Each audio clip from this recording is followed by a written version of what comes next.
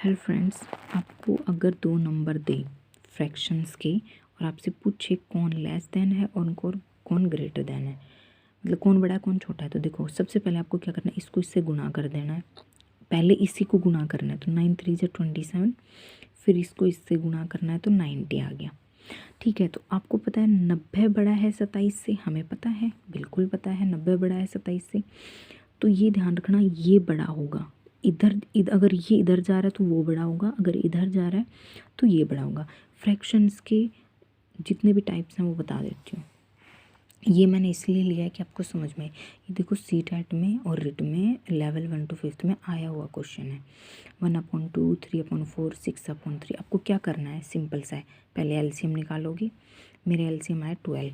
अब मैंने क्या किया, मेरा एलसीएम 12 है। अब आपको पता है क्या करना होता है, सबसे पहले आपको करना होता है कि जो ये 1/2 है उसको ना बता के मैं आपको ये बता देती हूँ, जैसे कैसे करते हैं, यानी कि मुझे 1/2 का निकालना है ना, निकालते कैसे हैं फिर मैं आपको समझा दूँगी। जैसे 1/2 का मुझे निकालना है और मेरा एलसीएम कितना आया है, मेरा एलसीएम आया है 12। तो आपको क्या करना है ना, इस 12 में इस 2 से डिवाइड करना है, देन कितना आया 6 से ऊपर नीचे मल्टीप्लाई करना, तो 6 1 जा 6 और 6 2 जा कितना आ गया 12। फिर मेरे पास दूसरा नंबर है 3/4।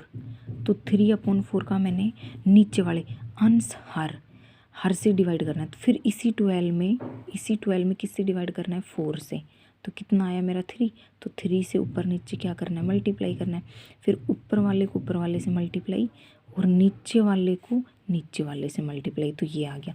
इसी तरह 6/3 है ना, तो फिर इस 12 में अंश हर से डिवाइड किया, तो 12 है, 12 में 3 से डिवाइड किया तो 4, तो 4 से ऊपर नीचे मल्टीप्लाई किया तो 6 4 जा कितना आ गया 24 एंड 3 4 जा कितना आ गया 12। तो अब देखो कैसे बताओगे, अब बताओ बड़ा कौन है, सबसे बड़ा ये है, फिर सबसे बड़ा ये फर्स्ट नंबर पे ये आएगा, फिर ये आएगा और फिर ये आएगा।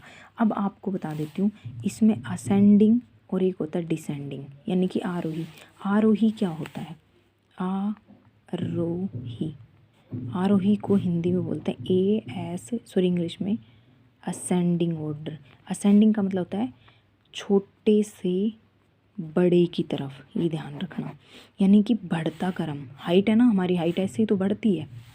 एक होता है अवरोही, अवरोही, तो अवरोही क्या होता है, डिसेंडिंग, DESCENDING। डिसेंडिंग पता है क्या होता है, आपकी हाइट, किसी की हाइट यानी कि बड़े से छोटे की तरफ। ध्यान रखना, डिसेंडिंग होता है, अवरोही होता है बड़े से छोटे की तरफ, और आरोही जो होता है वो होता है छोटे से बड़े की तरफ।